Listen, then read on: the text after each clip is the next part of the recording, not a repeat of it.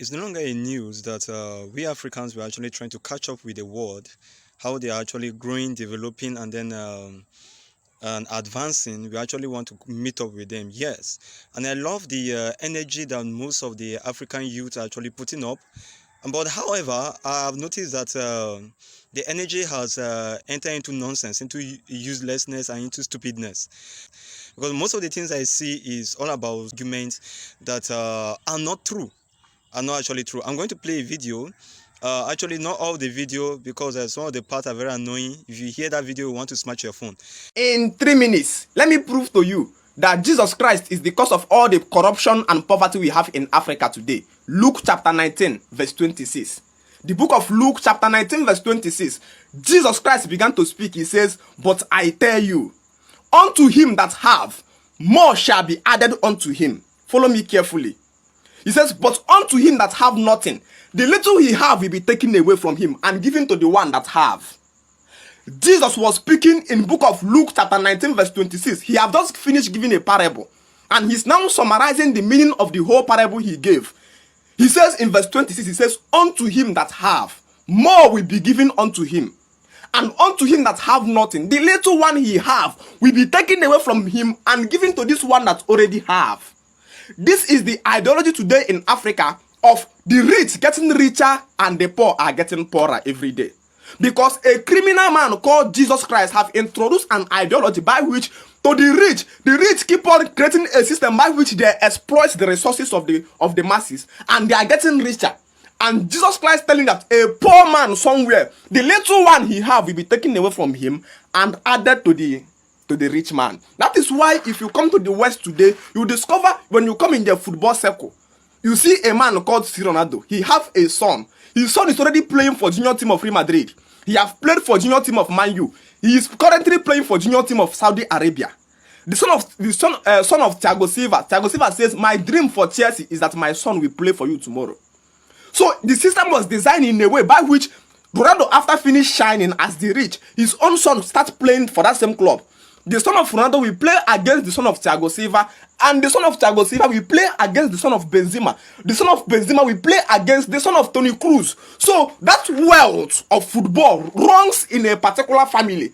Jesus Christ was speaking. He says that the rich, unto him who have, he says, more will be added.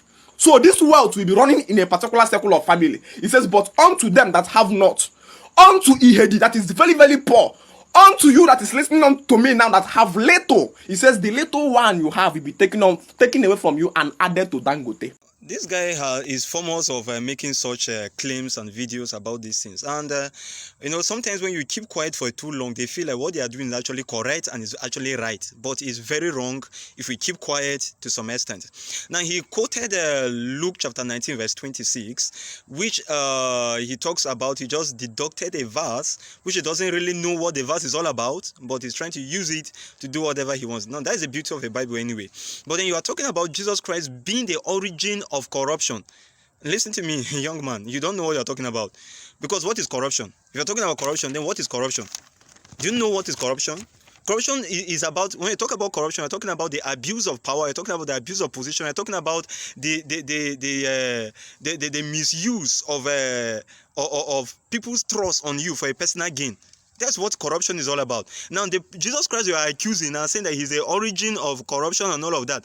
Where have you read about him that he actually abused power, even when he has the power to do whatever? He was being slapped, he was beaten by the same people that the Bible said that he created, and yet he did not say anything. Then now you are saying that is the person that brings about corruption. You're talking about, what is the position of Jesus Christ? What is the position of Jesus Christ if you are talking about position and then all of that? Anyway, when you say the rich keep getting richer, that very verse you quoted, what Jesus Christ was talking about was actually about the spiritual gift of man.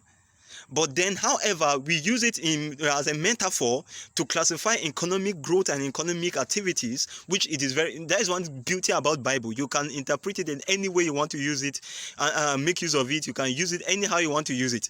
Now, when you talk about power remaining, or when you're talking about the rich keep getting richer, now let me ask you: have you seen a king or a kingdom that they can point anybody to become a king? Instead, kingship continues from the same lineage.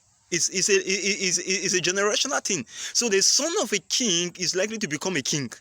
So automatically, kingship has remained in that home. Was it Jesus Christ that bring that idea? Now, you also talk about poverty. Let me tell you something. Poverty is a mentality. Even if they give you all the money in central bank, my brother, you will still become poor. Poverty is a mentality. So stop pointing fingers and accusing fingers.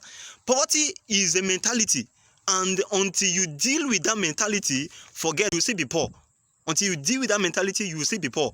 The reason why you see that the rich keep getting richer is because, number one, they have access to capital accumulation. Imagine somebody imagine something like Elon Musk or something like Bill Gates, or imagine his own son is now struggling to start up a company.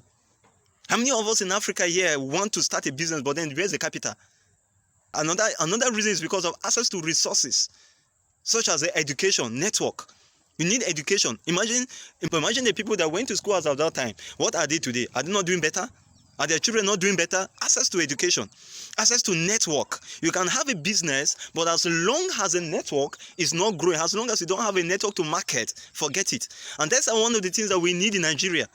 What about economic policy? Is another thing there. What about access to first-hand innovation or technology? People, check the richest people right now in our generation. These are people who have access to innovation. Immediately as technology was coming, they are the first people that benefited from those things. They hold to it, and now they are still the richest people in the world. So you are saying that African is a community that grow together. For where? Which of the African country have you seen that they grew together? Everybody grew at once. They grew together with these people. Even in families, some people in the family grew before they help others to also grow. And at the end of the day, it's in the Nollywood. We are even tired with Nollywood movies because it's the same story every time, whereby somebody is killing somebody because of a land, somebody is dying because somebody's child is growing, is succeeding outside there in the town. And then now you are not saying that it is Jesus Christ that brings about corruption. Listen, young man, you need to take your frustration and back to your founding fathers.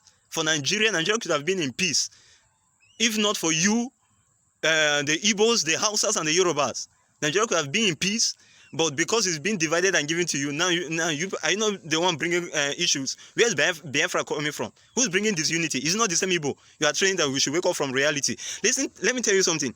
I'm not against your fight for us to grow. Of course, I want Africa to grow, but we must grow in truth. Anything that is built on lies will not survive the test of time.